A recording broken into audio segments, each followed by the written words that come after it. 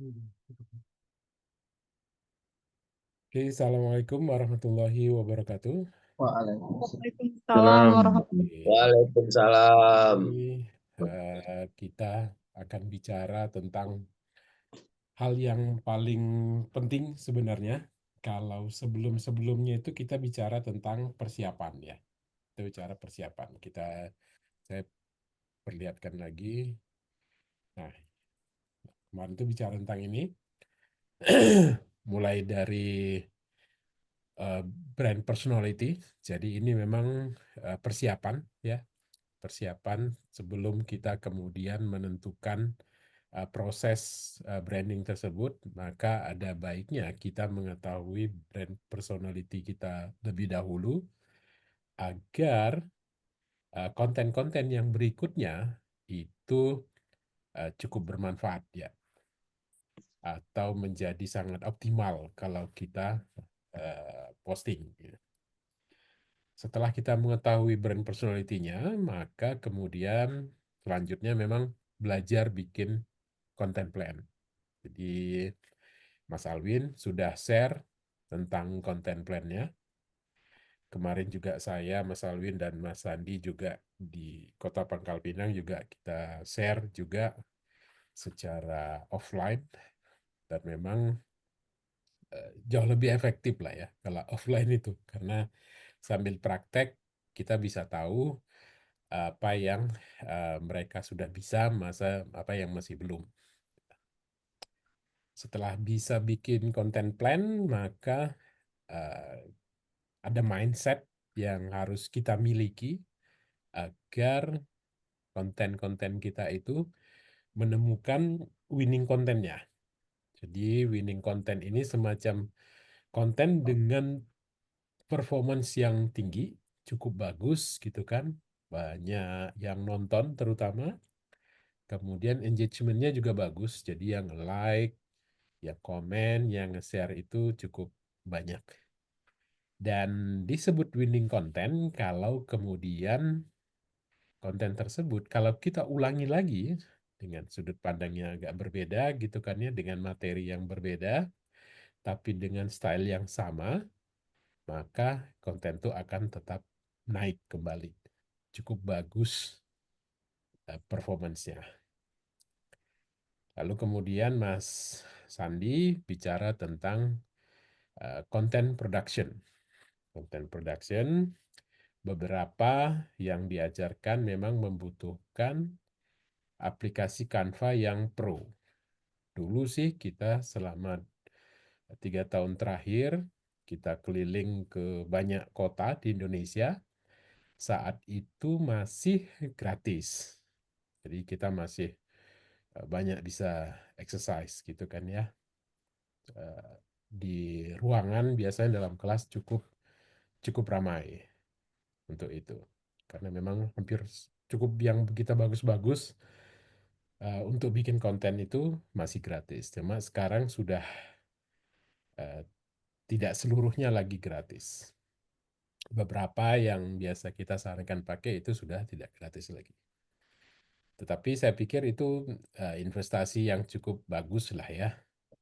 Cukup bagus untuk kemudian bisa dimanfaatkan kepentingan di masa depan. Nah, setelah kemudian brand personality-nya tahu, bisa bikin content plan, dan tahu mindset apa aja untuk bisa menemukan winning content, lalu mulai berlatih sedikit demi sedikit membuat konten, dilakukan secara konsisten, setiap hari minimal 1 video gitu kan ya. Nah, kita masuk ke tahapan branding yang sesungguhnya. Ini tahapan branding yang selalu kita pakai buat klien-klien kita. Jadi kalau paham tahapan ini, maka sebenarnya bisa dilakukan untuk sendiri-sendiri, bisa juga untuk membantu orang lain.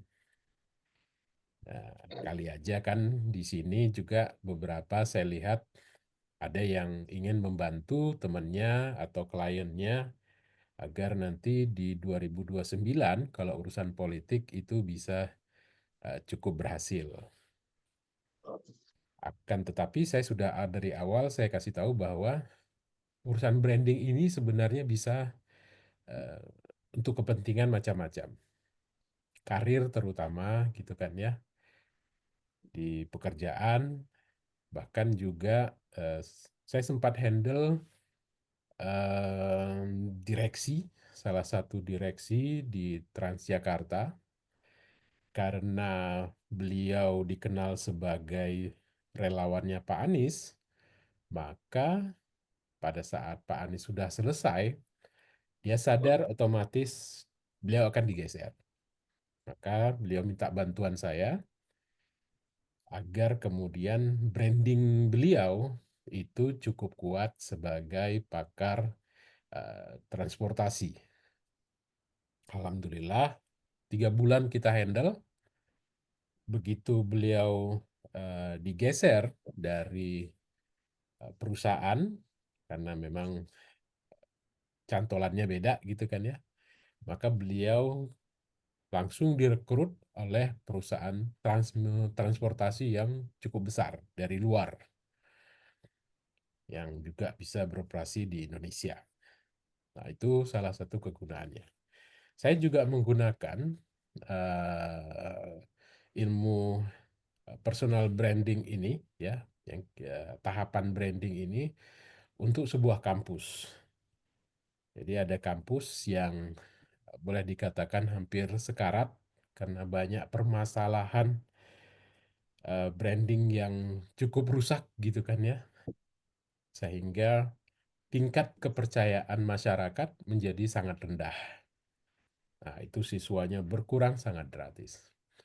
Alhamdulillah, perlahan kita bantu, dan ini cukup agak lama juga, 9 bulan, karena persiapan untuk rekrutmen mahasiswa baru. Dan Alhamdulillah bisa pulih kembali, dan tim marketing yang biasanya untuk melakukan proses promosi di digital itu juga sambil belajar dengan tim saya, sehingga setelah kerjasama selesai mereka bisa lakukan sendiri. Saya cek sekarang konten-konten mereka masih cukup baik gitu kan ya. Nah, dari web series yang keenam, setelah nanti belajar Six Step dengan hari ini dengan saya, maka nanti yang terakhir pekan depan itu ada tim saya yang memang pakar dalam media monitoring. Ya, media monitoring, saya kerjasama sama beliau, kemudian kita partneran untuk kemudian kita bisa memonitor apa aja sebenarnya. Jadi basisnya itu keyword. Jadi dalam keyword itu bisa apa aja dimasukin, apakah orang, ataukah produk, ataukah hashtag, atau apa aja. Dan itu kita bisa mengukur banyak hasil pembicaraan dan pemberitaan di Google terkait dengan keyword-keyword yang kita cek gitu. Oke. Nah, hari ini itu secara garis besar itu saya membahas 6 hal. Yang pertama itu tentang exposure. Exposure ini usaha yang dilakukan itu agar brand kita itu terekspos seluas-luasnya. Kalau di politik, ini targetnya memang terekspos di dapil yang menjadi target klien, target kita gitu kan ya. Itu harus terekspos di situ. Biasanya kita akan cek pengguna sosial media di dapil tersebut ada berapa banyak. Misalnya sekarang saya lagi handle Pangkal Pinang gitu kan ya, maka udah bisa kita lihat bahwa pengguna Facebook di Pangkal Pinang itu ada berapa, usia rentang usianya itu berapa, dari 18 ke 24, dari 24 ke 30, 30 ke 35, dan seterusnya. Termasuk gendernya, itu bisa kelihatan juga. Begitu juga di Facebook, IG, dan TikTok. Terutama tiga hal ini yang kita sering angkat sebagai pembentuk personal branding. Nah, tetapi sebenarnya kontennya semuanya hampir sama. Kita lebih fokus untuk sosmednya itu IG. Karena IG ini termasuk penggunanya besar yang usianya cukup matang ya, biasanya milenial. Kalau pengguna TikTok memang cukup banyak, hanya saja kadang usianya kurang pas untuk membentuk personal branding.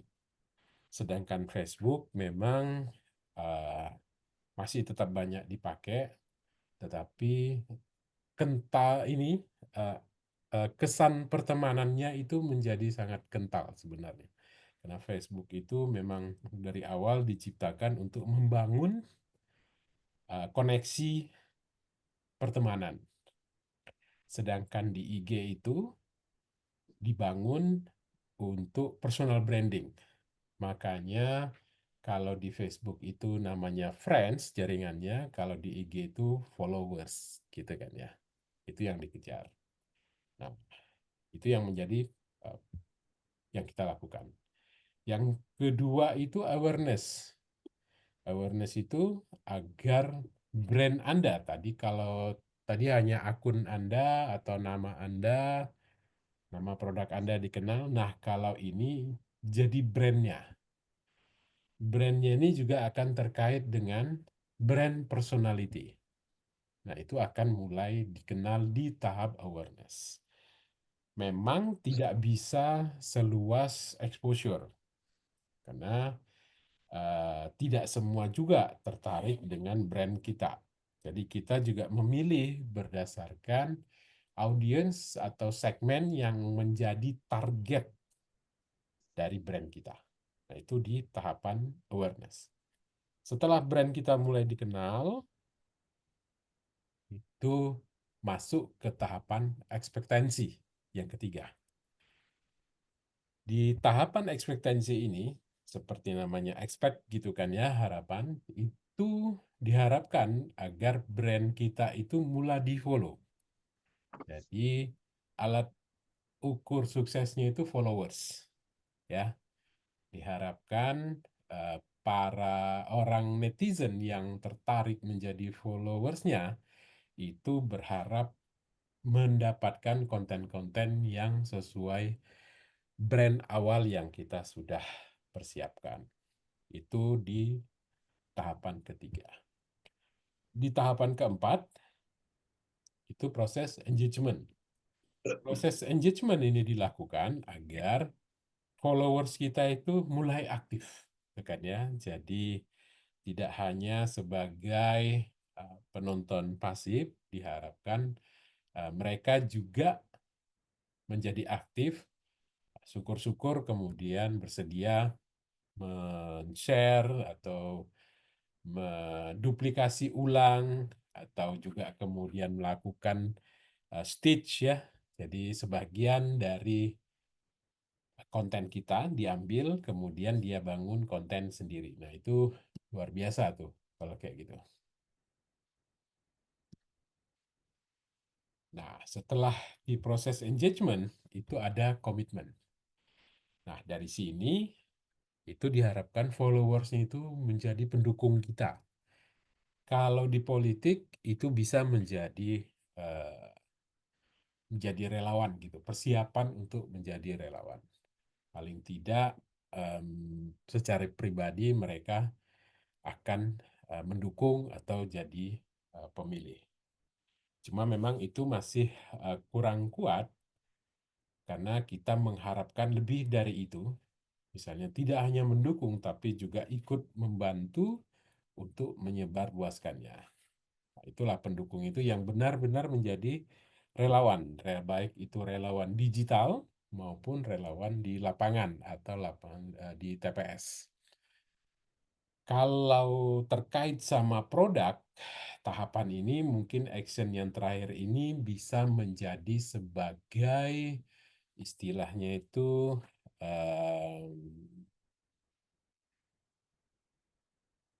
semacam ambasador gitu kan ya. Bisa sebagai semacam ambasador atau ada istilah lain itu, saya juga agak lupa gitu kan. Misalkan untuk marketing mix yang terbaru itu ada eh, engagement, ada everyman, ada excitement, sama satu lagi itu eh, menjadi semacam ambasadornya lah. Jadi semacam ambasadornya untuk produk-produk kita. Kalau targetnya adalah produk atau gagasan branding gitu kan ya.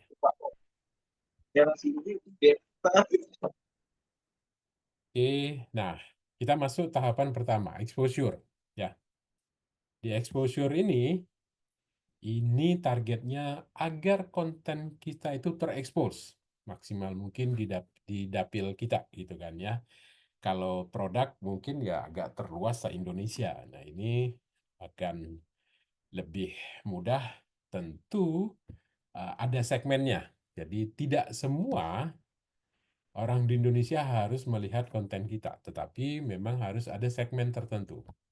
Kalau jualan produk, tentu kita akan tentukan dari usia berapa dan kira-kira level ekonomi berapa. Nah, itu yang segmennya ada itu seberapa besar, dan dari segmen itu kita tentukan kita kira-kira berharap bisa ambil 5%, 10%, 20% gitu kan ya. Tergantung dari budget. Karena memang biasanya tidak hanya dari konten diusahakan, tapi juga dari pembiayaan iklan. Nah, begitu itu dipublikasikan konten-kontennya, kita pantau reach-nya, jangkauannya kita pantau seberapa besar. Diharapkan sih kalau di urusan politik itu di 20% dari total netizen di dapil tersebut, gitu kan ya. Misalkan di Depok ini itu ada sekitar 2 juta. 2 juta pengguna sosmed. Maka 20%-nya harus tercapai itu. Diharapkan di 400.000. Kalau sampai 400.000 itu berarti sudah boleh lah disebut ini sebagai winning content gitu kan ya. Dan kita harap kalau konten tersebut eh, diproduksi lagi yang mirip-mirip itu hasilnya akan sama. Dan winning content ini seperti yang pernah saya sampaikan sebelumnya, tidak hanya di satu tema. Kayak Pak Catur kemarin itu kan ada banyak filosofi Jawa, dia winning content. Kemudian urusin kuliner juga dia bisa winning content walau tidak sebesar untuk filosofi Jawa. Juga urusan wisata dia juga bisa mendapatkan winning content. Karena beliau punya satu kemampuan yang itu bisa menghasilkan winning content itu sesungguhnya adalah kemampuan bernarasi. Narasinya itu cukup bagus, cukup bombastis, sehingga apapun yang dia sampaikan itu sepertinya menarik gitu kan ya. Nah, ini boleh bisa organik, boleh beriklan ya. Saya harapkan memang organik. Biasanya di tim saya itu kita tunggu dulu 1 kali 24 jam konten itu akan meraih berapa views-nya, reach-nya berapa. Kalau kemudian kira-kira bisa mencapai 10.000 atau 20.000 tergantung dari jumlah netizen di dapil, begitu bisa tercapai, saya anggap ini konten itu cukup bagus. Sehingga kita bisa tambahkan iklan sedikit saja, maka views-nya itu akan meluas, menjadi tinggi. Ya, kita coba sih tiap konten itu bisa FYP ya, istilahnya ya, for your page, atau muncul di timeline orang-orang lain yang menjadi target dari konten-konten kita. Jenis kontennya di tahap awal itu lebih banyak trending, walaupun tetap branding tetap kita mulai masukin. Jadi kalau seminggu itu ada 7 konten, trending itu bisa 4 sampai 5. Brandingnya 2 sampai 3 konten gitu kan ya. Karena memang kita mencoba riding the wave. Jadi konten-konten yang sudah trending, kita coba bikin ulang Sehingga konten kita juga mengikuti trending yang lagi jalan di pekan tersebut. Nah, konten itu biasanya di seputar human interest, di hal-hal yang tidak ada kaitannya sama politik, tetapi terkait dengan ketertarikan manusia, ya, minat-minat, baik hobi ataupun yang sifatnya bercanda, ataupun terkait dunia kerja, dunia kampus, dan lain-lain. Nah, seperti itu. Dan seperti kemarin saya sebutkan bahwa itu harus dilakukan testing, ya. Testing konten itu penting, baik semua isu, gagasan, hasil kita tes. Enaknya kemarin saya waktu di tempat klien di Pangkal Pinang, beliau menanyakan, Pak Ded, ini bagusnya kita mau pasang baliho nih, gede-gede gitu kan ya. Tapi kita masih bingung apakah kandidat kita ini pakai peci atau tidak. Kalau pakai peci, bla bla bla bla bla, ini alasannya. Kalau nggak pakai peci, bla bla bla bla, Ini alasannya kan seperti ini itu. udah bener 11 Nah, itu Nah, menjadi berarti kan aku ngitungnya dari sangat Mei nih. penting. Jadi sangat penting kita Dari Mei ini kemudian memutuskan realistis ya. memutuskan ini sebenarnya apa yang harus dilakukan gitu kan ya. Kita harus memilih yang mana. Nah, karena saya terbiasa dengan data, jadi saya tidak bisa feeling alasan ini gitu kan ya, karena semua hal itu punya alasan. Maka kemudian saya harus bermain dengan data.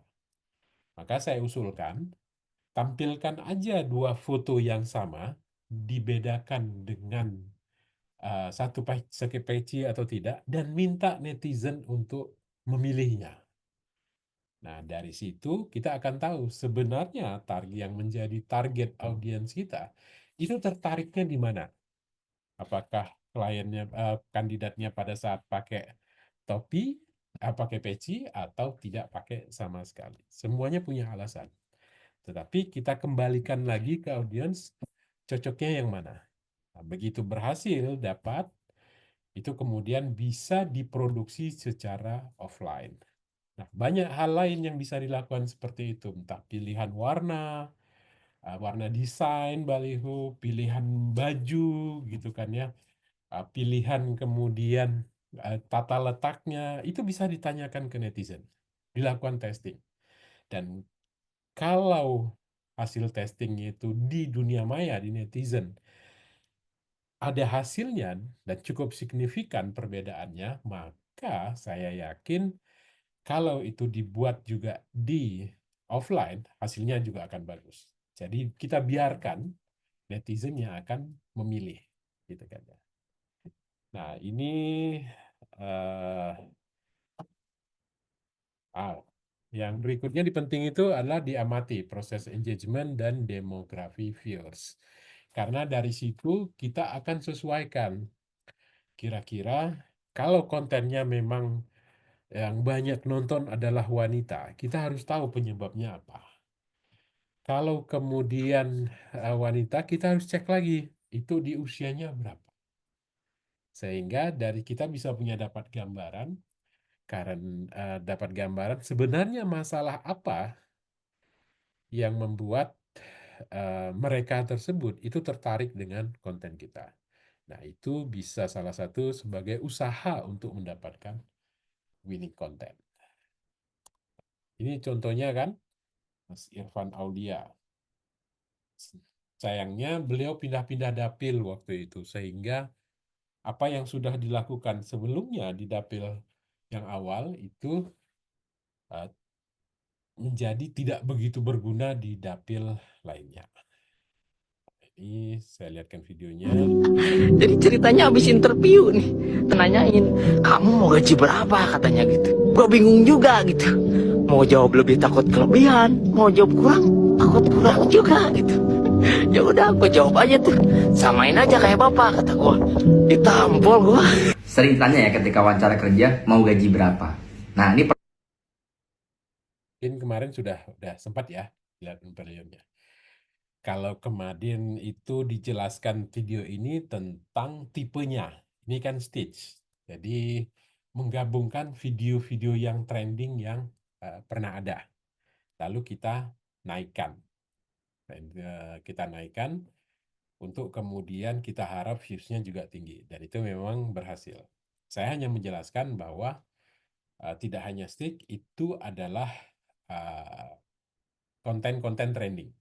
Ya, konten trending itu kita bisa ambil state, bisa juga kita lakukan peragaan. Persis seperti konten yang lagi trending, gitu kan ya. Misalkan lagi trending tentang KDM yang akan memasukkan anak-anak nakal ke barak, gitu kan ya. Maka kemudian menjadi trending, para ibu memasukkan bapaknya ke barak karena main handphone aja, atau yang lain-lainnya juga. Tetapi trendingnya tetap naik, sehingga konten yang mereka buat itu tetap reach-nya itu menjadi sangat besar gitu kan, karena mengikuti trending yang lagi ada. Nah, itu target dari exposure. Ini yang harus dilakukan yang utama karena ini menjadi dasar dari semuanya. Ini yang awal sebagai untuk membangun popularitas, ya, bangun popularitas. Nah, yang kedua yang juga untuk membangun popularitas. Nah, sebelum tadi kedua saya jelaskan, kita akan cek. Nah, Pak Irfan Aulia ini itu DPR RI waktu itu Riau II itu meliputi 4 kota kabupaten. Ada Kampar, Indragiri Hulu, Pelalawan, sama Kampar Utara. Nah, kita cek hashtag-hashtag terkait kabupaten tersebut, muncul nggak konten kita gitu kan ya. Ternyata memang hampir selalu teratas. Berarti memang terpapar orang-orang di kabupaten tersebut yang menjadi dapilnya terhadap konten beliau. Ini dari sisi visualnya. Kalau dari angka-angkanya itu bisa dicek lagi di bagian insight analisis dari masing-masing platform sosmed, entah Facebook, IG, ataupun TikTok. Nah, kita masuk yang kedua. Kedua ini juga masih golongan membangun popularitas. Jadi dari 6 itu saya bagi 2 pertama untuk membangun popularitas, 2 kedua untuk membangun likabilitas, kesukaan, dan 2 terakhir itu membangun elektabilitas, keterpilihan, gitu kan ya. Nah, untuk digital awareness kita harus sudah melakukan proses branding yang memang cukup kental gitu kan ya. Jadi harus bisa menjadi top of mind. Konten kita ini terkait apa misalkan. Kalau ini kan terkait dengan filosof Jawa gitu. Itu jadi sangat kuat. Sehingga kalau kemudian dibuat konten yang serupa itu juga akan menghasilkan reach atau kinerja yang cukup tinggi. Nah, biasanya fokus pada satu brand personality dulu, supaya tidak terjadi ambigu gitu kan ya. Fokus satu dulu, nanti kalau sudah kira-kira cukup kuat, itu bisa beralih ke yang lain. Tapi yang saya harap ya agak mirip-mirip. Kalau beliau ini berarti bisa dianggap sebagai the sage ya, orang bijak gitu ya. Orang bijak itu biasanya dia berbicara dengan wawasan yang cukup luas, informatif, sistematis, dan memang agak sulit dibantahkan. Itu the sage, wisdom. Nah, kalau lagi melakukan pilkada, seperti yang saya lakukan sekarang, biasanya kita bagi 2 tuh. Ada petahana, ada penantang gitu kan ya. Kalau petahana yang kebetulan saya handle, maka awareness yang dipakai itu yang istilahnya tipis-tipis. Teen awareness gitu kan. biasanya bentuknya itu kita bikin jadi semacam seleb. Karena beliau sudah menjalankan tugasnya selama 5 tahun ke belakang, tentu kita angkat dia sebagai semacam seleb gitulah ya. Semacam seleb kita angkat, kita perkenalkan lagi, dan kita lihatkan rekam jejaknya.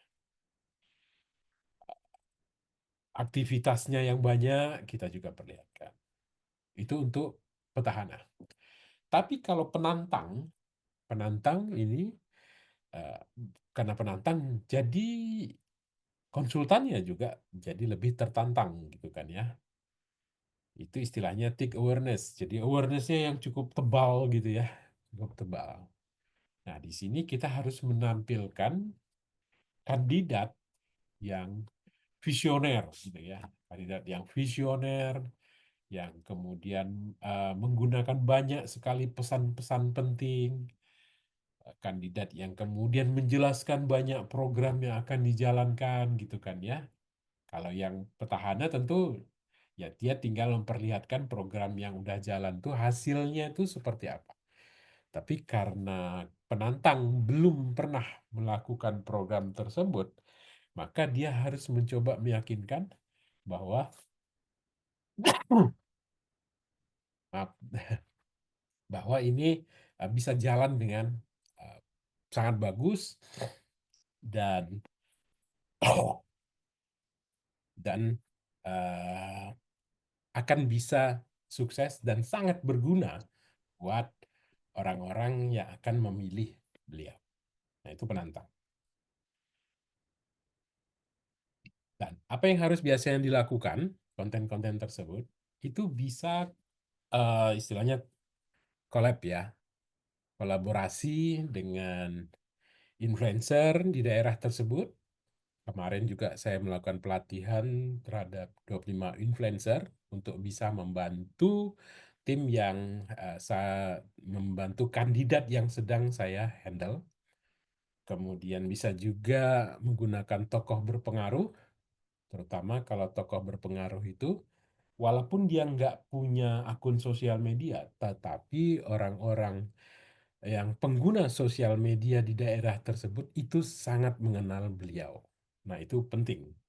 Sehingga kalau kandidat kita bersama tokoh tersebut ada dalam satu konten, maka yang nonton juga bisa banyak.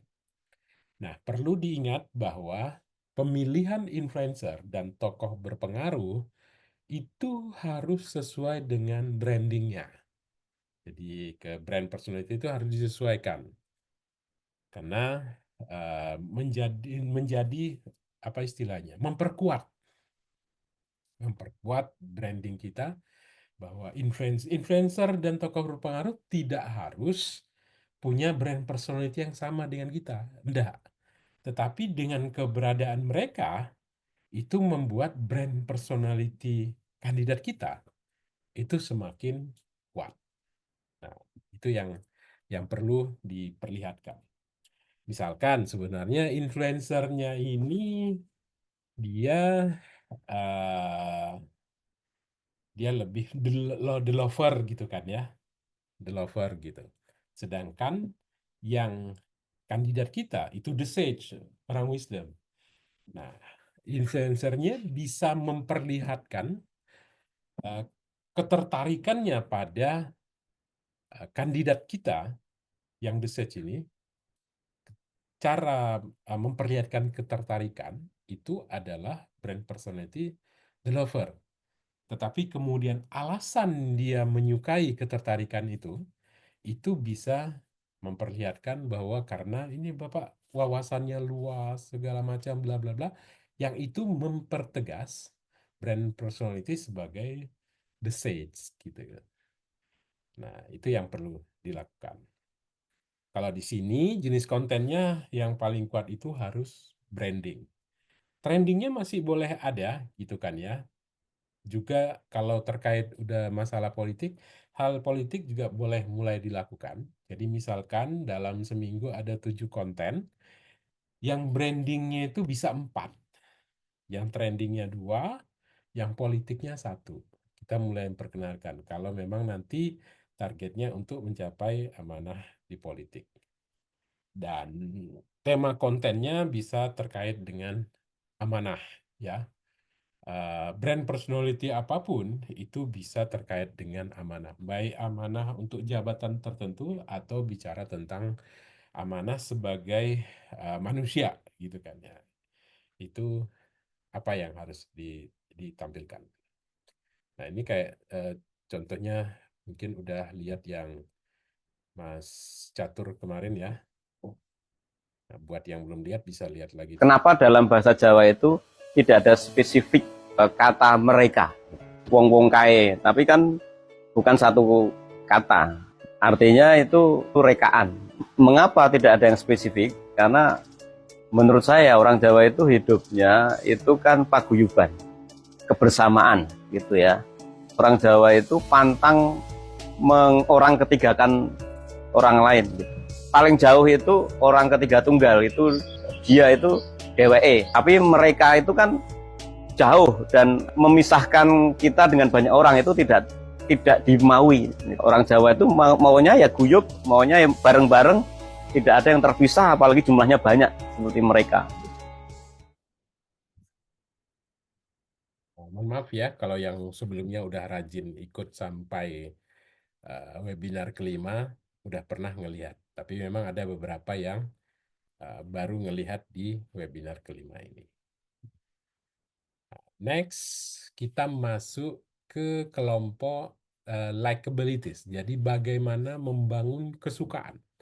Setelah kita berhasil membangun popularitas, gitu kan ya, maka kita harus membangun kesukaan. Tidak ada jaminan bahwa orang yang populer itu bakal disukain. Tidak. Misalkan di Pangkal Pinang kemarin, yang maju petahana dengan kotak kosong, itu yang menang kotak kosong. Petahana sangat terkenal. Tidak ada orang di Pangkal Pinang itu yang tidak kenal dengan wali kotanya. Apalagi menjabat sejak 2018. Itu kenal semua. Tetapi begitu diukur tingkat kesukaannya, itu sangat menurun drastis. Dan ternyata dibuktikan dari menangnya kotak kosong. Walaupun ada beberapa penyebab yang lain, tidak hanya tingkat kesukaan, tetapi juga ada yang ikut membantu menggerakkan gitu kan ya. Tetapi hal yang utama itu karena ketidaksukaannya rendah. Popularitas boleh tinggi, tapi kalau ketika kesukaannya rendah, maka keterpilihannya juga akan rendah. Jadi kesukaan itu sangat potensial.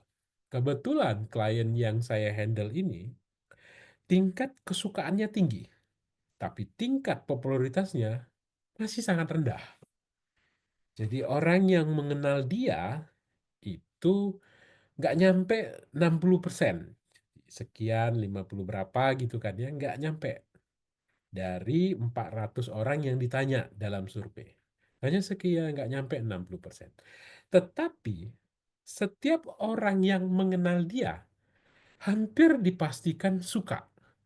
Jadi 90%-an dari yang mengenal beliau itu pasti suka. Nah, ini yang menarik buat partai yang akan mau mendukungnya, buat juga Bohir yang akan menjadi sponsornya. Karena cukup diangkat popularitasnya, diperkenalkan seluas-luasnya, maka yang likabilitas kesukaannya otomatis ikut. Paham ya, kira-kira? Itu ada potensinya. Tetapi kalau sudah semuanya kenal, tapi tidak semuanya suka, maka dia sudah berhenti elektabilitasnya di situ. Nah, buat yang kesukaannya sangat tinggi, tetapi keterkenalannya rendah, kita cukup fokus membuat dia jadi terkenal dengan segala macam cara. Dan begitu orang mengenal dia semakin banyak, maka semakin tinggi juga orang yang menyukai dia. Nah, itulah digital expectancy. Jadi ini proses Saya sebut proses penciptaan harapan. Orang itu baru mau menyukai orang lain atau kandidat yang kita harapkan disukai, itu kalau kandidat tersebut membangun harapan tertentu. Jadi orang ada harapan terhadap beliau, baru bisa kesukaan itu dibangun. Nah, kalau di dalam pilkada, itu ada dua. Buat petahana, itu kita bangunnya image. Ya, kita bangun image yang banyak dan memperlihatkan success stories-nya. Sehingga kesan kesukaan itu mencoba semakin lama ditumbuhkan semakin tinggi. Kalau sebelumnya dia banyak yang tidak suka gitu kan ya, terus gimana Bang Ded kalau nggak suka? Maka kita harus bikin klarifikasi. Salah satunya banyak cara. Kita bikin klarifikasi tentang hal yang menjadi ketidaksukaan warga. Lalu kita balik. Ternyata hal yang kemarin yang tidak kita sukai itu karena kita tidak tahu. Begini loh kebenarannya. Misalkan begitu. Nah, itu bisa juga dimunculkan dari success story. Beberapa petahana itu agak malu, agak sungkan memperlihatkan success story-nya karena takut dianggap pencitraan. Padahal saya kasih tahu mereka dipilih oleh warga. Sehingga warga harus tahu apa yang beliau lakukan. Itu semacam bentuk pelaporan. Kalau pelaporannya dilakukan tahunan, apalagi dalam bentuk buku atau pidato, nggak ada yang baca, nggak ada yang dengar. Tetapi kalau laporannya sedikit demi sedikit, seperti yang dilakukan oleh KDM, gitu kan ya, bahwa rencana pun dia laporkan, bahwa saya berencana melakukan ini. Prosesnya, bagaimana melakukan melakukan apa yang dia rencanakan, prosesnya dia ceritain. Dia datang, dia melakukan ini segala macam. Dan nanti kalau ada hasilnya berbagus, dia juga ceritain. Sehingga laporannya lengkap. Dari perencanaan, proses menjalankannya, sampai hasilnya itu lengkap. Nah, orang-orang kita tidak bisa membaca laporan gitu kan ya. Paling mudah adalah melihatkan beliau proses tersebut di sosial media. Itu buat petahana. Buat penantang, memang message-nya itu yang harus dibangun. Harus kita perlihatkan message yang terstruktur, sistematik, dan berkesinambungan. Ini proses menanamkan pesan ke dalam benak para netizen atau pemilih di dapil tersebut. Ini memang pekerjaan yang lumayan agak rumit gitu kan ya. Dan harus sangat konsisten. Terus-menerus kita sampaikan pesan itu dengan berbagai cara. Yaitu penantang. Dan agar pesan itu bisa terstruktur, sistematik, berkesinambungan, penantang itu butuh narasi yang kuat. Dan narasi yang kuat, saya selalu sarankan, itu hasil dari proses belusukan, istilahnya dulu belusukan gitu kan ya. Atau sebenarnya kalau sekarang istilah barunya itu apa namanya? Beli masalah itu ya. Aku lagi Zoom. Beli masalah itu. Jadi dia akan mencari permasalahan di warga itu ada berapa. Minimal di 100 titik. Saya sarankan di 200 titik. Itu jauh lebih kuat gitu kan. Bicara dengan 200 orang. Atau kemudian 200 titik. Satu titik di kedai kopi bisa 4-5 orang. Kalau sampai 200 itu bisa dia mendapatkan masukan dari 1.000 orang. Itu kan luar biasa. Maka kemudian dia akan bisa menghasilkan narasi yang cukup kuat. Gitu. Itu yang kemudian dilakukan oleh Sandiaga Uno selama 1 tahun sebelum maju sebagai wakil gubernur di 2017. Dia melakukan proses beli masalah tersebut. Jadi dia menangkap banyak masalah, dia banyak ngobrol gitu kan ya, sehingga dia dapat gambaran utuh sebenarnya yang dibutuhkan oleh warga Jakarta itu apa aja. Makanya lahirlah OKOC, lahirlah kemudian DP rumah DP 0%, karena kebutuhan tingkat rumah sangat tinggi, dan lain-lain. Dan dari sini, ini kita mulai melihat target kenaikan followersnya. Kalau tadi reach, ya sebelumnya kita targetnya itu reach, ada berapa banyak yang nonton, dan diharapkan yang nonton itu adalah sekian persen dari uh, para netizen di Dapil. Nah, sekarang yang ini followersnya dari yang nonton itu diharapkan bisa 5% jadi followers. Nah, ini cukup gede sebenarnya. Nah, ini ada prosesnya lah ya, supaya bisa dapat followers cukup gede. Nah, ini ada contoh konten untuk membangun ekspektasi, gitu kan ya. Yang pertama di Karawang, yang kedua itu pemilihan IAITB. Berani wujudkan mimpi 10.000 rumah layak huni. Pemimpin itu kerja keras.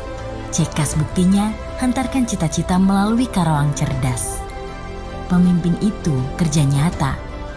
Nyata hadirkan lapangan kerja melalui UMKM dan industri padat karya.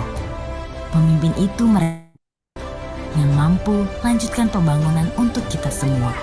Pilih nomor 2, Selika Aep.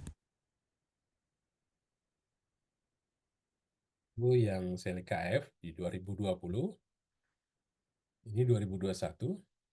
Jadi ketua umum IAITB itu bukanlah untuk keren-kerenan. Ketua umum IAITB adalah pelayan bagi seluruh alumni ITB. Kebayang nggak betapa sulitnya melayani setiap alumni ITB? Bisa jadi ada alumni senior yang butuh bantuan mendadak karena kesulitan mendapatkan pelayanan kesehatan di tengah malam. Atau ada alumni yang baru lulus, kesulitan mencari pekerjaan, dan sudah kehabisan uang untuk hidup di perantauan. Sudah siap untuk membantu mereka semua. Menjadi ketua umum IAITB itu nggak cukup dengan sekedar konsep keren, futuristik, atau gerak cepat. Yang terpenting adalah jiwa untuk melayani sesama alumni. Kami, Gemilang Muda, memilih Gembong Primajaya karena beliau nggak lagi cari status keren-kerenan. Beliau sudah selesai dengan dirinya. Rekam jejaknya dalam melayani serta membantu rekan-rekan alumni telah terbukti nyata. Jadilah milenial rasional. Pilih calon ketua umum yang tepat. Gembong Primajaya.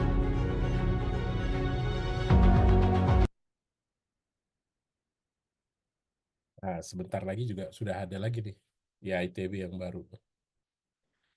Mudah-mudahan saya bisa ikut juga. Nah, ini proses membangun harapan. Kita masuk yang berikutnya itu engagement. Jadi engagement ini membangun keterikatan hati. Setelah kita bisa membuat harapan itu tercipta, maka yang sudah tercipta harapan itu kita harus grab hatinya. Biasanya memang yang sifatnya emosional. Nah, itu yang menjadi target, itu kan target berikutnya. Di sini sudah wajib winning content itu. Nah, tahapan winning content itu harus segmentasinya kita cek benar-benar, kita petakan, lalu kita bikin targetnya, brandingnya kita udah siapkan, kemudian kita lakukan riset kontennya.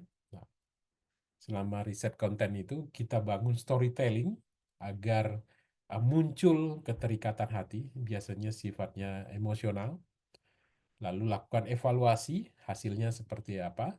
Dari hasil evaluasi tersebut, kita bisa lakukan beberapa improvement agar kinerja konten itu semakin bagus. Nah, sebagai clue, biasanya konten milenial, karena yang terlahir atau mereka itu lebih banyak di IG, biasanya IG ini menampilkan video-video yang bagus. Sehingga harus ada 3 hal ini yang di konten kita, yaitu yang cool, yang keren, yang bagus, tampilan bagus, diambil dengan iPhone terbaru gitu kan ya. Tim saya juga seperti itu. Jadi karena kita membangun personal branding dan personal brandingnya itu ada di IG yang utama, maka kita juga harus menghasilkan konten-konten yang bagus dengan tools yang bagus. Jadi tidak bisa lagi HP sembarang gitu kan ya. HP sembarang itu tidak bisa. Kita harus buat dengan HP yang cukup bagus. Biasanya saya selalu kasih iPhone yang terbaru. Lalu kemudian harus easy, jadi mudah dicerna. Milenial sendiri tidak mau pusing urusan politik, jadi dia harus ditampilkan konten-konten yang mudah dicerna. Yang cool tadi itu menarik perhatian dia, yang easy tetap membuat dia bertahan untuk menontonnya, karena kalau udah pusing sedikit pasti dia akan scrolling. Dan yang fun itu memungkinkan agar setelah dia bertahan melihatnya, itu juga men-share ke teman-temannya. Jadi cool, easy, fun. Itu CEF, lah saya singkat. Itu buat konten milenial yang di 2024 itu menjadi sangat terbesar. Tetapi di 2009 yang terbesar adalah Gen Z yang kelahiran 2000-an ke atas. Nah, dia ini platform sosial media yang paling banyak digunakan adalah TikTok. Berbeda dengan IG yang membutuhkan hasil video yang cool, kalau di Gen Z ini atau di TikTok ini tidak. TikTok ini akan membantu menyebarluaskan konten-konten kita di TikTok kalau itu memang sangat otentik gitu kan ya. Entah seperti apa kualitas gambar videonya, nggak gitu masalah gitu kan ya. Dan Gen Z ini juga tidak mempermasalahkan jenis handphone yang dipakai gitu kan ya, karena dia juga pakai handphone biasa aja dari orang tuanya. Tetapi ada persyaratan yang mengharuskan kalau kita tertarik konten kita dilihat oleh Gen Z, ada 3 persyaratannya. Yang pertama itu relevan, kedua relate, dan yang ketiga receh. Relevan itu adalah jenis konten-konten yang diperkirakan membuat Gen Z merasa relate. Jadi relevan dan relate ini harus saling keterkaitan. Kalau relevan itu adalah spektrumnya cukup luas. Jadi mulai dari urusan persekolahan, urusan dengan orang tua, urusan dengan pertemanan, urusan dengan pengaturan keuangan, urusan dengan kelulusan, urusan dengan pacar, urusan calon menikah, itu cukup banyak jenis relevansinya. Tetapi kalau kita memilih Gen Z tertentu, kita harus bikin konten yang relate dengan salah satunya. Misalkan konten ini kita relate terkait Gen Z urusan perkuliahan, nanti konten yang relate dengan urusan pernikahan, nanti konten yang relate urusan kos-kosan atau macam-macam gitu kan ya. Dan proses untuk membuat konten yang relevan dan relate terhadap Gen Z itu harus disampaikan secara receh. Receh ini mirip-mirip dengan easy sebenarnya. Tetap easy dan fun. Jadi receh ini lebih ke easy dan fun kalau di milenial. Jadi harus ditampilkan, dikomunikasikan dengan sangat sederhana dan sedikit menghibur. Nah, itu receh. Sehingga konten-konten tersebut mau mereka lihat, tertarik, karena relevan, dan tetap bertahan menontonnya karena ini relate dengan dia, lalu kemudian mau menyebarluaskannya karena ini cukup receh, yang dia yakin teman-teman dia juga akan tertarik dengan konten tersebut gitu ya. Nah, di sini segala macam ide untuk memaksimalkan engagement itu dilakukan. apa aja harus dilakukan gitu kan ya. Entah harus pakai giveaway, bikin gimmick, bikin apapun. Nah, itu banyak idenya harus dilakukan. Nah, ini ada salah satu contohnya buat yang udah nonton. Mohon maaf gitu kan ya. Saya putar lagi bagaimana konten tersebut itu harus memiliki kandungan emosional gitu kan ya, sehingga menjadi gede lah engagementnya. Mendapati seorang siswa SMP yang kelas 7 orang tuanya sudah datang bahwasanya anaknya itu tidak ke sekolah ketagihan gadget. Dia ambil paket malam di warnet ketika itu, dia tidak pulang sampai pagi. Di kelas 8 orang tuanya datang lagi dok dengan menunjukkan ciri-ciri anaknya. Anaknya itu punya gerakan-gerakan refleksi kecil di sekitar wajah. Seperti itu dok. Di sekolah saya pantau memang ada gerakan-gerakan itu dok. Di akhir semester kelas 2 anak itu sudah tidak lagi bisa untuk masuk sekolah karena orang tuanya sudah angkat tangan. Ada saya ketemu di lampu merah, saya nampak anak itu dalam keadaan tidak baik-baik saja. Nah, apakah gerakan-gerakan kecil itu juga termasuk kerusakan saraf yang di leher tadi? Apa yang terjadi ketika anak-anak itu main handphone? Bisa terjadi, apalagi kalau dia tadi seperti yang Ibu sampaikan, dia ambil unlimited ya, paket malam yang tidak terbatas itu, akibatnya apa? Dia kurang tidur, oksigen ke otaknya kurang, akibatnya otaknya mulai mati sel sarafnya. Semakin sering dia lakukan itu, semakin banyaklah sel sarafnya yang mati. Apa yang bisa terjadi? Bisa yang seperti tadi Ibu bilang ada gerakan-gerakan yang nggak terkontrol di wajahnya, bisa sampai nggak bisa mikir apapun.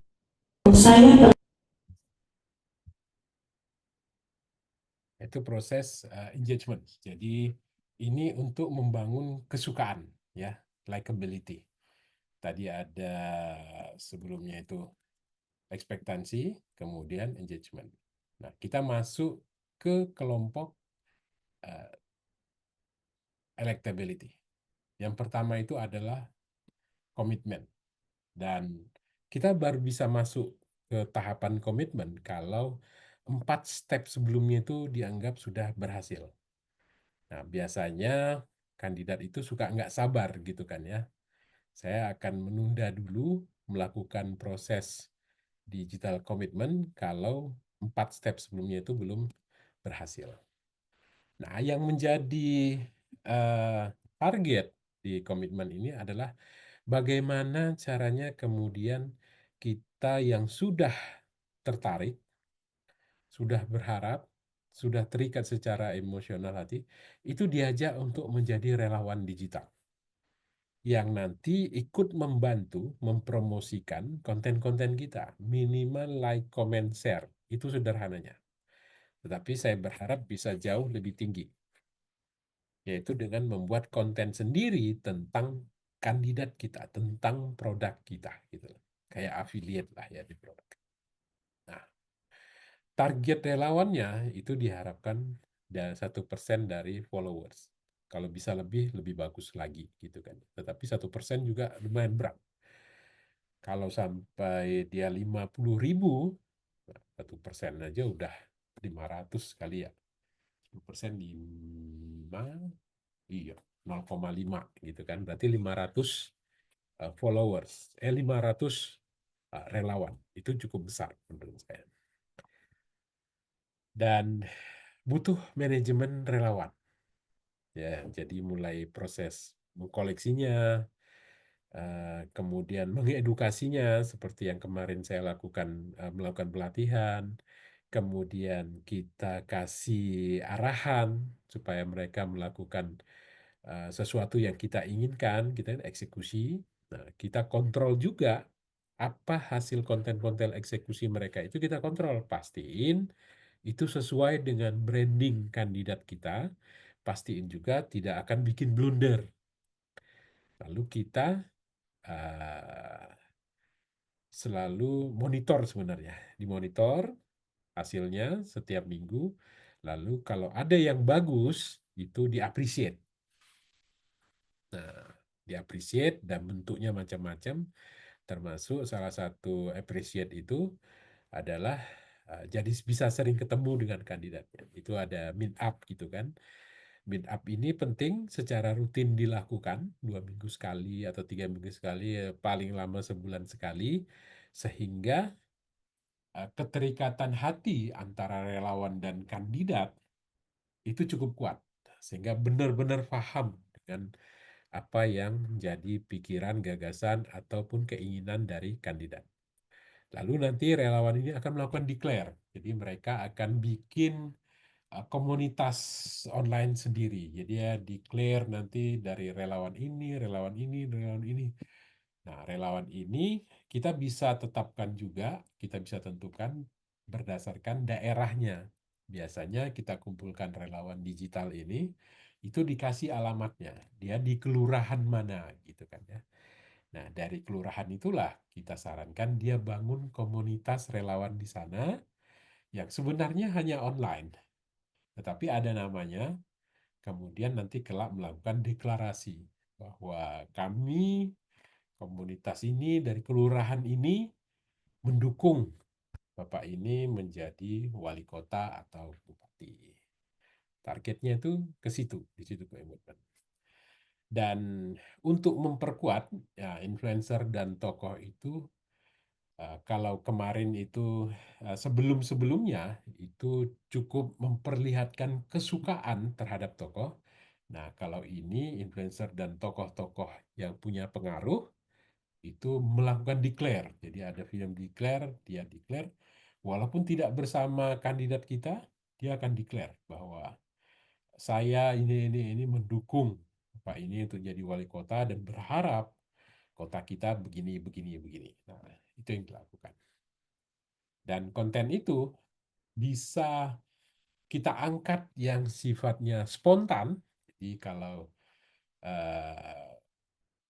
kita selalu ada videografer gitu ya, mengikuti kandidat. Begitu ada konten-konten yang spontan, kita langsung naikkan. Tetapi kita juga menyiapkan konten yang memang didesain oleh talent-talent kita sendiri, oleh tim ses kita sendiri. Jadi ini ada contohnya. Yang ini spontan.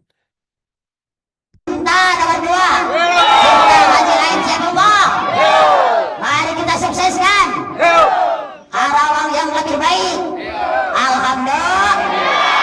Bapak Haji yang ganteng, pilih nomor 2. Karawang untuk semua. Bapak Haji yang ganteng, pilih nomor 2. Karawang untuk semua. Nah, dipastikan juga memang slogan-slogan, hashtag itu juga bisa disampaikan kembali oleh para pendukungnya, gitu kan ya. Kalau ini disiapkan oleh tim ses saja. Gunakan hak suaramu. Jangan golput. 2 minggu lagi kita pilih Selika Air. Lanjutkan yang baik, coblos nomor 2. Tanggal 9 Desember. Tanggal 9 Desember. Tanggal 9 Desember 2020.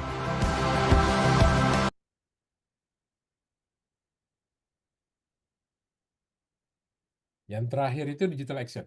Kalau digital action ini targetnya itu adalah electability digitalnya itu harus jauh lebih besar daripada kandidat yang lain. Jadi selama proses pemenangan kita harus memantau lawan.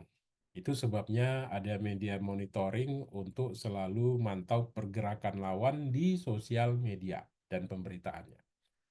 Dan kita juga harus mengukur, memastikan reach, impresi dari kandidat kita itu lebih tinggi, kalau bisa jauh gitu kan ya. Saya membuat ukuran itu minimal 15% di atas dari kompetitor terkuat. Jadi kita hanya butuh satu kompetitor yang diperhatikan gitu kan ya. Yang lainnya yang lebih lemah nggak usah terlalu diperhatikan. Fokusnya begitu. Dari segi target followersnya juga kita harap bisa lebih tinggi, engagement rate-nya juga diharapkan lebih tinggi, reels ratio-nya juga diharapkan jauh lebih tinggi.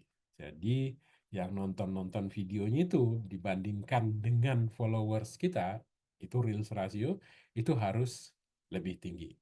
Jangan sampai kita video kita tinggi ditonton, tapi sebenarnya real ratio-nya rendah. Karena follower kita tinggi gitu kan ya, followernya tinggi, tapi real ratio-nya rendah. Nah itu jangan sampai seperti itu juga. Kita harus seimbangkan. Kemudian pada saat ini konten-kontennya itu harus menampilkan sebagai winner, jadi mengajak lebih banyak hard selling lah ya, let's put content gitu loh. Yang dibutuhkan sesungguhnya adalah membangun kesan kemenangan. Ini yang dibutuhkan. Kenapa? Karena pada saat itu orang sudah harus mulai dipaksa memilih. Akan tetapi ada swing voter yang belum menentukan pilihannya siapa. Maka kesan kemenangan itu penting kita bangun agar orang yang belum menentukan pilihannya itu akan memilih kandidat kita. Simpel aja, orang akan merasa ikut senang juga gitu kan ya apabila pilihannya itu menang. Sesimpel itu. Walaupun tidak ada rasa keuntungan apa-apa, dibayar enggak, ketemu juga enggak gitu kan, kenal juga enggak gitu kan ya.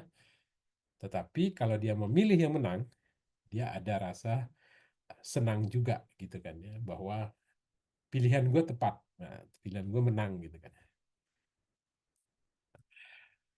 Pada masa digital action ini biasanya ini terjadi pada saat musim minggu-minggu tenang. Di seminggu tenang kita nggak boleh melakukan proses bikin konten yang mengajak untuk nyoblos, tetapi itu bisa dilakukan oleh relawan digital yang sudah dibangun pada step sebelumnya, yaitu digital commitment. Kalau step sebelumnya relawan digital itu hanya bantu like, comment, and share, tetapi pada saat tahapan action, mereka bikin konten sendiri, istilahnya user-generated content. Biasanya kita suplai dengan bahan-bahan. Bahan-bahannya kita suplai, kayak kemarin ini, kita siapkan 25 influencer itu dalam satu wadah grup, dan di situ kita kasih akses untuk semua footage, foto dan video yang kita produksi, ambil di lapangan. Nah, itu yang mereka gunakan secara kreatif untuk membangun konten-konten yang diharapkan bisa mempengaruhi para followersnya. Kemudian dimaksimize aset digital dan menangkan polling. Nah, biasanya di pilkada itu suka banyak yang bikin polling online gitu kan ya. Nah, itu dimaksimalkan agar bisa dimenangkan. Lalu kolaborasi konten digital dengan APK di lapangan. Jadi apa yang dilakukan di lapangan, proses promosi, pemasangan baliho, apa segala macam, bahkan penurunan baliho pun itu dijadiin konten, dinaikkan di sosial media.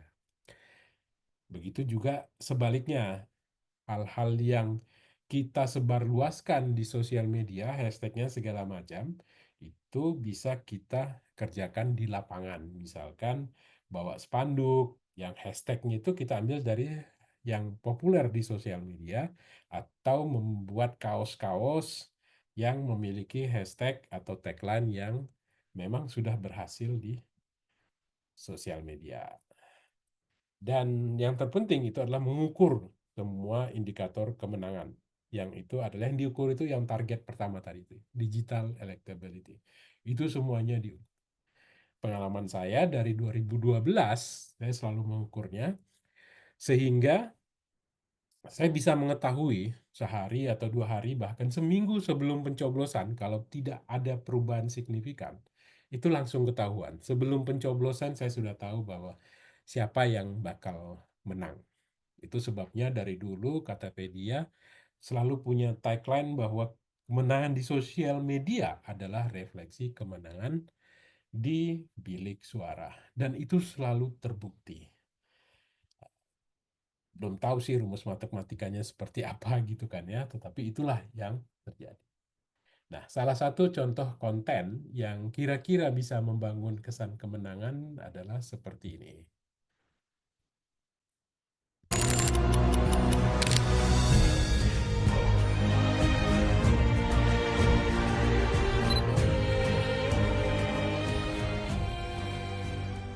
Siap untuk bertarung?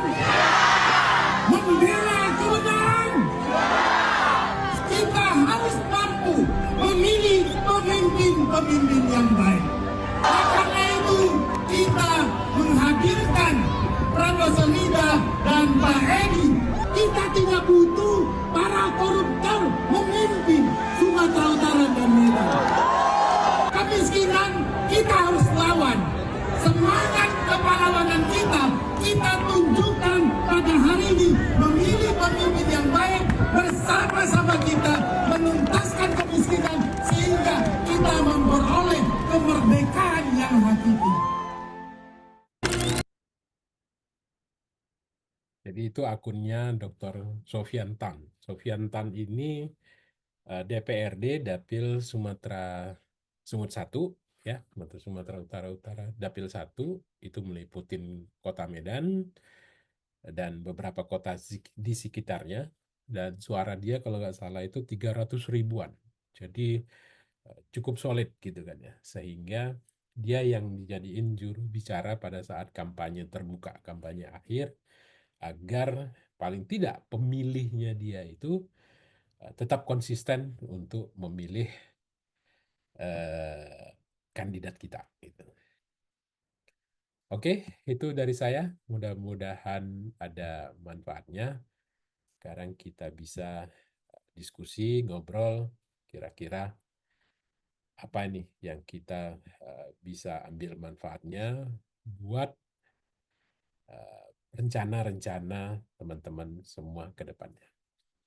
Sebelum saya webinar ini, tadi di Citos saya ketemu dengan anak muda, sangat muda, masih bujangan gitu kan ya, dia influencer, konten-kontennya cukup tinggi, dan dia minta bantuan agar diarahkan bagaimana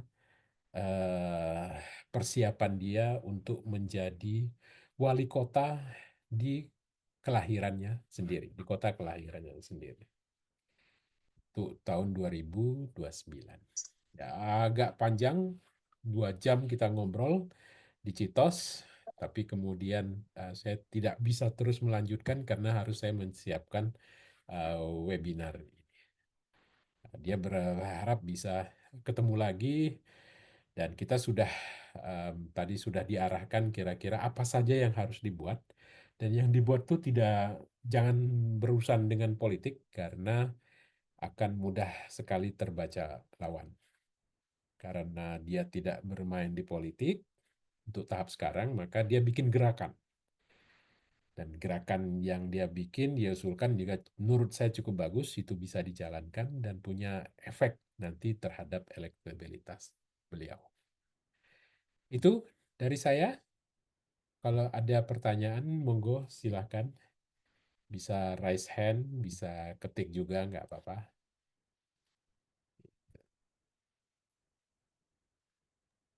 Mau tanya Pak Dedi? Siap. Ya, makasih Pak Dedi ilmunya yang sudah diberikan. Saya tertarik dengan statement terakhir sebenarnya. Statement terakhir dari tagline. Jadi saya 1,5 jam ngomong gitu, ingatnya terakhir aja ya. Yang terakhir itu agak kayaknya perlu bisa diskusi lebih banyak. Soalnya statement terakhir itu adalah kemenangan di sosmed adalah kemenangan di bilik suara. Nah, itu gimana itu? Gimana polanya itu ya bisa kayak begitu ya? Karena banyak case yang saya temui sendiri kadang juga nggak sinkron gitu antara popularitas dan elektabilitas di sosmed sama hasil akhirnya gitu. Dan ngukurnya gimana? Waktu itu ngukurnya gimana, Mas? Ngukurnya ketinggian engagement, reach, kemudian dibandingkan dengan kompetitor, pada akhirnya malah kalah gitu. Nah, Dan apakah coba ini berlaku? bisa dikasih tahu saya contohnya dan alat ukurnya apa gitu? Kalau alat ukurnya standar di ini aja ya, insight di eh, followers, view, engagement-nya ya, komen gitu. Dibandingkan dengan kompetitornya itu sepertinya menang gitu. Kemudian akhirnya di bilik suara Jadi malah kalah. Nah, ini mungkin kadang ini kadang mungkin ya, sebentar Pak. Kalau di yang saya tangkap di pada disampaikan tadi adalah untuk kompetisi di level kepala daerah. Nah, oke. apakah ini untuk berlaku juga untuk kompetisi di level legislatif gitu maksudnya? Oh, oke. Ah, itu Oke. aja Pak. Mohon Yang pencerahannya ya. Terima kasih. Kalau tadi tagline yang saya buat itu sebenarnya postulat ya. Jadi itu kebenaran yang selalu saya temui. Jadi itu istilahnya postulat. Tapi tidak ada rumus matematikanya sehingga itu tidak menjadi kebenaran yang mutlak gitu kan. Itu yang sifatnya experience, itu yang terjadi. Kalau kemudian kita hanya mengukur dari official akun, memang tidak cukup. Saya biasanya mengukurnya itu dengan media monitoring. Dengan media monitoring, maka kita bisa mengukur pembicaraan tentang kandidat tersebut itu tidak hanya di akun ofisialnya, tapi juga di masyarakat, masyarakat netizen maksud saya ya. Itu kita bisa ukur gitu. Nah, itu satu. Jadi butuh tools seperti media monitoring untuk mengetahui kekuatan sesungguhnya gitu. Jangan sampai kalau kita hanya mengukur satu sisi, misalnya akun ofisial kita dibandingkan dengan akun ofisial lawan, jangan-jangan kita lupa mengukur ada banyak akun lain pemilih yang juga membicarakan kandidat kita dan kandidat lawan. Jadi itu semuanya harus diukur. Itu yang pertama. Yang kedua itu terkait apakah ini tagline tersebut berlaku untuk di pileg juga. Sebenarnya pengalaman saya sih enggak ya. Tidak terlalu berlaku karena memang logikanya begini, Mas.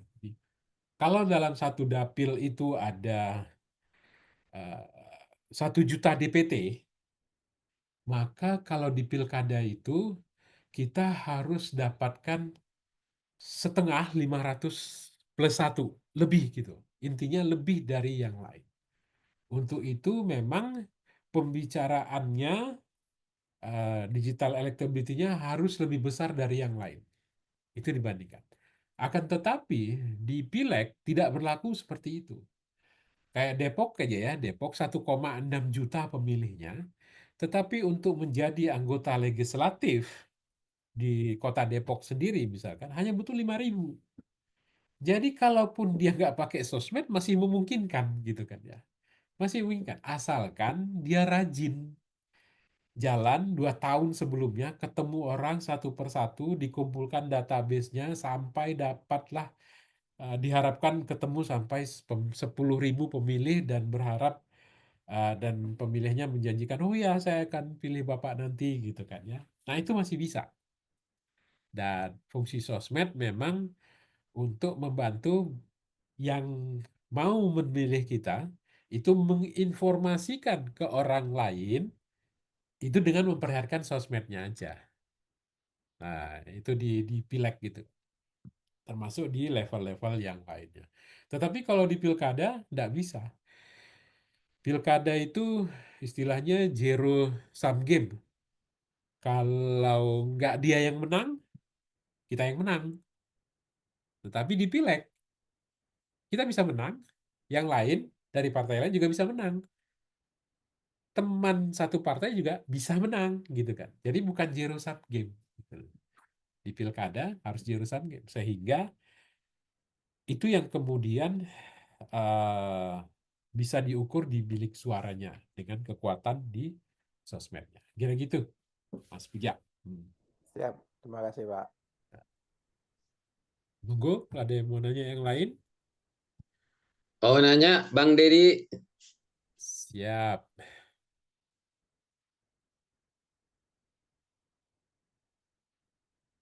Siapa yang mau nanya tadi? Kok hilang? Bang Halo? Daniel ya? Oh ya, Ya, mungkin Bang ya. Daniel. Tadi kan ada contoh Profesor Rida ya. Ya, ya. Terus sampai ada konten untuk membuat konten seolah menang gitu ya. Ya, Kalau ya. menang gitu ya. Nah itu cuman nih saya searching ya, saya nggak ngikutin sih ya. Ya. Saya searching nih ternyata beliau nggak terpilih nih. Itu Ya, gimana betul. penjelasannya? Ya, karena simple. 2 bulan sebelum pencoblosan, saya dipecat. Ya. Itu aja. Oh. Setelah timnya tahu bagaimana cara bikin konten gitu kan ya. Padahal sebenarnya lawannya juga bukan yang fair, Mas. Problemnya lawannya itu bukan lawan yang memang membangun elektabilitas dari nol, enggak juga. Karena lawannya itu sebenarnya adalah caleg gagal dengan suara yang sangat rendah. Jadi tidak ada yang milih beliau. Persoalannya bisa menang karena beliau adalah ponakan dari salah satu pemilik partai yang juga oligarki di negeri kita. Sehingga permainan money politik itu sangat luar biasa tingginya. Saya sudah sampaikan hal tersebut kepada Prof. Rida. Dan untuk bisa melawannya, narasi yang sekarang yang sifatnya positif saja terhadap pemilih Prof. Rida itu tidak cukup. Harus ada narasi melawan yang cukup besar dan masif. Baru bisa dilakukan gitu kan ya. Baru bisa money politik itu bisa dikalahkan gitu. Orang kalau sampai kemudian ada yang datang bawa duit kemudian duitnya dilempar lagi, aku nggak butuh duitmu, berarti narasinya udah masuk. Itu kuat sekali gitu. Nah itu nggak terjadi. Karena untuk bisa membuat itu, saya bikin invoice baru. Yang invoice baru itu tidak bisa diterima gitu loh. Sehingga saya tidak dilanjutkan. Gitu. Tapi saya kasih clue, kalaupun tidak dilanjutkan dengan saya, tolong dilakukan ini. Saya sudah bikinin skemanya. Apa saja yang harus dilakukan. Ternyata itu tidak dilakukan. Kan sayang sekali gitu. Gitu ya. Itu kira-kira. Penjelasannya gitu ya. Jadi untuk kontra money politik itu narasinya harus dimaksimalkan gitu ya. Ya, sebenarnya juga money politik gitu ya. Saya sudah nyoba kan. 2019 kan saya jadi caleg selama sebulan. Sebelum pencoblosan saya jadi caleg selama sebulan. Saya tahu saya nggak akan terpilih karena saya ngambil mudahnya itu untuk caleg DPR RI. Kalau caleg DPR RI itu paling tidak itu harus setahun sebelum pencoblosan itu sudah bekerja keras. Saran saya 2 tahun atau 3 tahun bahkan sekarang. Kalau misalkan money politik 2024 nanti 2029 itu sama sadisnya dengan 2024, maka branding itu harus dilakukan dari sekarang. Itu sebabnya saya menulis buku itu bisa dianggap agak buru-buru. Saya paksa harus selesai. Begitu selesai pilkada atau pileg ya, waktu itu begitu selesai pilkada 2024, nah saya mikir ini terlalu sadis ini money politiknya. Terlalu sadis. Sehingga kalau orang baik mau maju di 2029, maka di 2025 itu dia harus bangun branding yang cukup kuat gitu loh. Sehingga orang memilih dia itu bisa mengalahkan money politik. Saya sudah coba, Mas. Jadi di 2019 itu saya jadi anggota legislatif, saya masuk ke daerah-daerah pesisir yang itu money politiknya sangat kencang. tidak ada caleg manapun yang berani masuk ke wilayah tersebut. Tidak ada yang berani yang masuk. Yang masuk hanya tim sesnya dan kemudian membawa amplop, itu aja. Dan saya berani masuk, padahal mereka itu sudah menerima amplop dari manapun. Saya minta waktu mereka sebentar aja, 15 menit saya ngomong. Di situ saya bangun narasi. Saya ada tahapannya. Nanti kalau mau diskusi boleh. Entah mungkin saya buat kelas sendiri atau kalau ada yang nggak sabar mungkin bisa ngopi-ngopi. Ada tahapannya membuat narasi 15 menit aja gitu kan ya. Sehingga audiens itu menjadi sangat tertarik. Sangat tertarik dan mereka walaupun sudah menerima amplop dari manapun itu mau memilih saya. Saya tahunya karena suara saya cek di mana aja. Saya cek di mana aja, ternyata itu adalah tempat-tempat yang saya dulu pernah bertemu dengan mereka. Banyak cara sebenarnya, Mas. Jadi paling tidak minimal ketemu langsung itu sudah menggantikan tim ses yang bawa duit banyak itu ketemu langsung itu luar biasa. Jadi jarang caleg DPR RI, apalagi DPR RI itu ya, mau turun langsung, turun lapangan.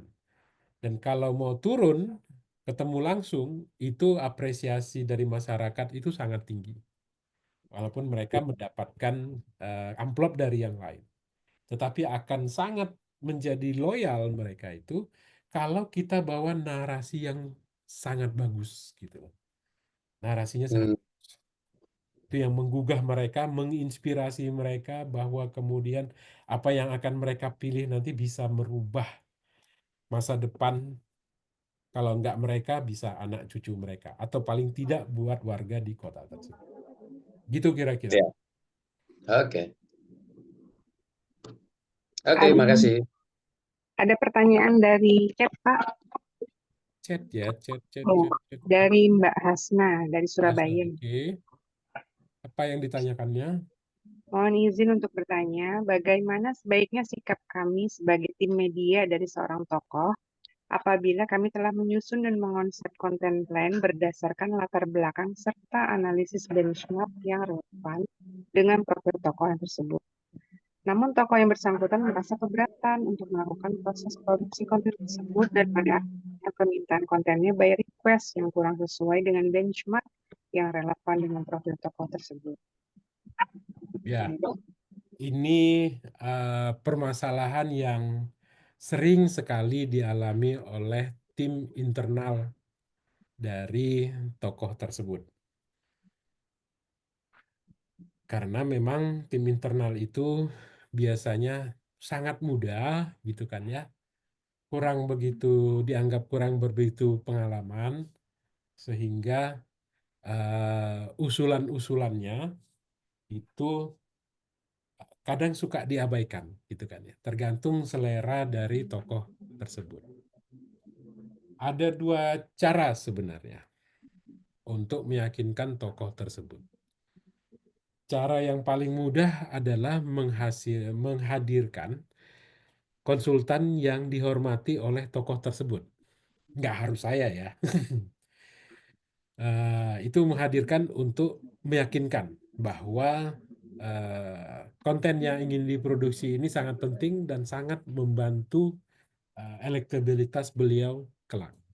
Itu satu. Yang kedua adalah yang memang agak sedikit butuh waktu, itu adalah bagaimana setiap konten yang kita hasilkan, kita rencanakan, itu risetnya cukup panjang dan pembuktiannya itu selalu ada. Jadi kita bikin konten plan berdasarkan riset macam-macam, lalu kemudian dari sekian konten plan, tentu tidak semua ditolak oleh tokoh tersebut. Nah, untuk yang tidak ditolak oleh konten yang tidak ditolak oleh tokoh tersebut, itu dinaikkan, lalu kemudian dilihat hasil kinerjanya. Lalu selalu dihubungkan antara hasil riset untuk menghasilkan konten plan dengan hasil kinerja sosmed tersebut yang memang hasil produksi dari content plan. Itu selalu dihubungkan.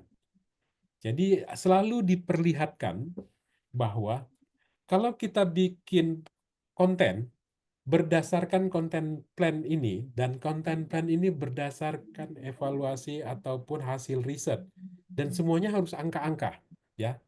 Jadi jangan coba mempengaruhi tokoh tersebut kalau tidak bawa data dan angka, gitu kan. Itu harus seperti itu. Dan kumpulkan itu cukup banyak, 10, 20 itu kita perlihatkan. Sehingga itu bisa membangun kredibilitas kita sebagai tim internal digitalnya tokoh, bahwa kita selalu bisa melakukan memproduksi konten yang bagus berdasarkan konten plan dengan riset yang tepat dan meyakinkan. Cuma itu memang butuh proses panjang. Setahun lah untuk meyakinkan tokoh tersebut gitu kan. Paling mudah sih kalau mendatangkan saya. Kira-kira gitu, Mbak Hasna. Gitu. Jawaban paling mantap terakhir. Karena memang begitu. Jadi pada saat misalkan saya dipanggil sama wali kota Banjarmasin gitu kan ya. Wali kota Banjarmasin, lalu kemudian saya ngobrol sebentar sama wali kotanya, dan wali kotanya itu oke, setuju. Langsung gitu kan. Karena memang saya tampilkan dengan data-datanya bahwa Bapak harus melakukan ini. Nah, begitu dilakukan produksi, kita minta Bapak itu diarahkan gayanya begini-begini. Itu seluruh tim internal dia yang ada 5 orang paham betul apa yang kita lakukan, dan mereka bisa lakukan. Cuma mereka tidak bisa meyakinkan Pak Wali Kota yang menggaji mereka gitu kan ya. Kayak gitu. Lalu kemudian biasanya saya cukup handle 3 bulan dan memastikan membantu bahwa tim-tim yang ada internal tersebut juga bisa melakukan yang sama. Sehingga Pak Wali Kota itu bisa nyaman saya tinggal gitu kan ya, bahwa timnya juga udah siap, udah belajar dari tim saya. Kira-kira begitu. Berarti kalau saya kan orang awam nih, Kang De. Money politik itu memang ada ya, bukan sadis banget. Masuk di negara lain nih, kayak di Amerika itu ada. Oh, saya belum handle itu, Pak. Saya nggak pernah dengar. Saya diundang ke Amerika untuk menghandle pilkada di sana. Hoax itu ya, bener-bener ya. Saya rencana kemungkinan kalau Allah mudahkan jalannya, itu handle pemilu umum raya di Malaysia. Oh, Malaysia. Di bulan Juni 2026 mereka akan melakukan pemilihan. Ya Allah. Nah, ada yang sudah mengontak saya untuk dibantu dia jadi caleg nasionalnya di kota bagian Perak ya. Iya. Ya mungkin Amerika beda karena Kongres itu kan senator itu nggak ada usia, dia nggak ada periodnya. Iya. Seumur hidup itu bedanya di situ kali. Oke. Oke. Nah, ini ada pertanyaan dari Pak Gary Luciano ya.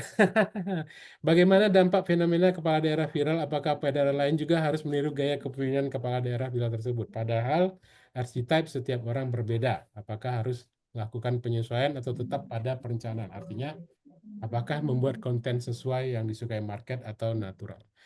Kalau sudah terpilih, berarti memang brand personality kita memang disukai. Udah cukup untuk dapil tersebut, gitu, untuk kota tersebut. Nah, itu tetap bisa dipertahankan. Tidak harus kemudian harus mengikuti yang lagi viral terus-menerus.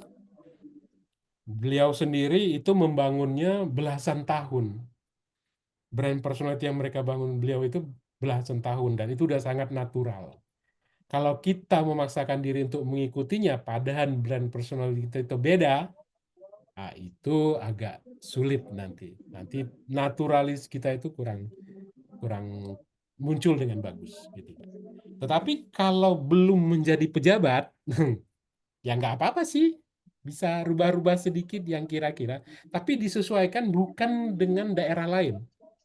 Tapi harus disesuaikan dengan keinginan dapil atau kota yang kita ingin perjuangkan. Itu harus disesuaikan. Kita harus ya ngerubah sedikit lah. Biar kemudian semakin banyak yang menyukai kita. Kalau kita terlalu memaksakan ego kita bahwa saya gini nggak bisa berubah lagi, ya sudah, agak sulit gitu loh. Namanya itu kayak penjual, tapi produknya hanya satu dan memaksa orang tua yang beli. Padahal orang lain pingin produknya dirubah sedikit lah, ditambahin ini, tambahin itu, nanti baru kita bisa beli. Nah, kayak gitu. Nah, itu harus disesuaikan. Itu dari saya, makasih karena udah azan. Saya mulai persiapan ke masjid dulu. Selanjutnya kita bisa diskusi via WA ya. Saya berterima kasih atas kehadirannya sekaligus menutup acara.